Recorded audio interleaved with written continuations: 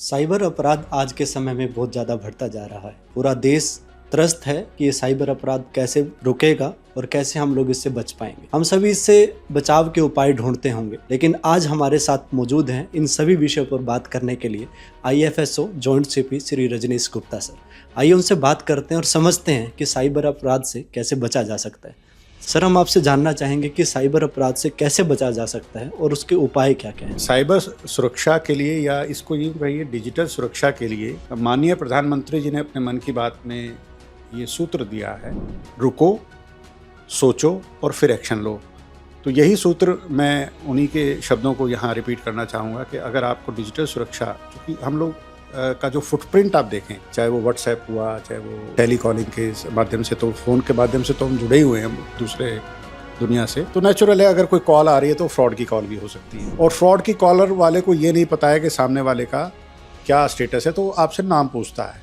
Investment fraud के लिए attempt से पहले, सबसे पहले वो आपको सुझाव देने के लिए अटेम्प्ट करता है कि भाई मैं आपको टिप दे सकता हूँ, मेरी कंपनी टिप दे सकती है, मेरी कंपनी ये है, आपका नाम क्या है, आप कहाँ पर काम करते हैं, आपका स्टेटस क्या है, क्या पोर्टफोलियो में इन्वेस्टमेंट करते हैं तो आपका प्रेजेंट पोर्टफोलियो क्या है। वो आप ही से पूछकर आप ही की बातचीत को लिए झांसे में इजीली ले लेता है और ह्यूमन के इमोशन से खेलता है। लालच, अनरियलिस्टिक रिटर्न दिखाता है, या डर, किसी तरीके से डराता है, या कोई किसी तरह की अर्जेंसी, जैसे आपको मान लीजिए मैसेज आया, इस नंबर पर आप लिंक पर क्लिक करिए नहीं तो गैस का कनेक्शन आपका 24 घंटे में कट जाएगा, या इस लिंक पर क्लिक करिए और क्लेम करिए 10,000 रुपये का इनाम। किसी भी तरीके के ट्रैप से वो डिजिटल माध्यम से आप तक पहुंच रहा है, और अगर 10 लोगों तक पहुंच रहा है तो 11वां आदमी ट्रैप हो जाएगा। तो मैं एक बोलता हूँ, फ्रॉड से पहले और फ्रॉड के बाद।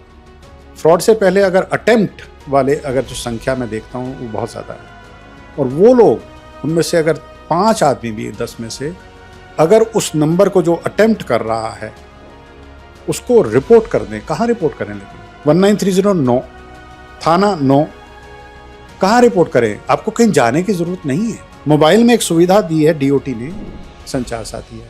इस संचार साथी ऐप को आप डाउनलोड करते ही इसके फायदे और तो बहुत ही है, मैं उसमें नहीं जा रहा हूँ, लेकिन जो सबसे बड़ा फायदा है वो है उस नंबर को आप स्क्रीनशॉट लें और उस ऐप के अंदर जो पहला बटन है चक्षु का, उस पर जाके 5-6 स्टेप्स हैं उसके अंदर, वो फॉलो करके रिपोर्ट करें। जितने लोग उसको रिपोर्ट करते हैं, 2-3 लोग जैसे ही, उस कॉलर का, सस्पेक्ट का, फ्रॉडस्टर का, स्कैमस्टर का जो मोबाइल नंबर है, मोबाइल सेट है, या कोई भी लैंडलाइन है, या सिम बॉक्स है, या कुछ भी है, ब्लॉक हो जाएगा। यानी वो जो आदमी 11वां है जिसको ट्रैप कर सकता है वो बचेगा। और मैं समझता हूँ मेजॉरिटी तो हमारी वही है जो अटेम्प्ट हो रहा है। फ्रॉड तो बहुत कम के साथ होता है, हालांकि वो संख्या भी बहुत ज़्यादा हो गई है, लेकिन अगर नंबर ऑफ कॉल्स देखें, जिनको कॉल आ रही है उनकी संख्या 10 टाइम्स है। तो मैं उन लोगों को जो जागरूक हैं, जो लोग सक्षम हैं, जो लोग पहचान पा रहे हैं, जो लोगों की जो अलर्टनेस है वो उनको एहसास दिला देती है, तो क्या करते हैं, ज़्यादा से ज़्यादा नंबर ब्लॉक। तो आई रीट्रेट, और मैं आह्वान देना चाहूँगा हमारे सभी दर्शकों को, सभी सुनने वालों को, कि कृपया आप उस कॉल को जो अटेम्प्ट कर रही है आपको, जिसको आप पहचान लेते हैं, उसको संचार साथी पर अवश्य रिपोर्ट करें। धन्यवाद। हमारे रजनीश गुप्ता सर ने बताया कि साइबर अपराध से कैसे बचा जा सकता है। तो इनका कहने का मतलब केवल इतना था कि कोई भी साइबर अपराधी, कोई भी संदिग्ध व्यक्ति आपको संपर्क करता है किसी भी माध्यम से, तो पहले रुके, सोचें और उसके बाद एक्शन लें। और आप सभी संचार साथी ऐप पर जरूर लॉगिन करें। थैंक यू सर, आपने हमसे बात की, आपका बहुत बहुत धन्यवाद।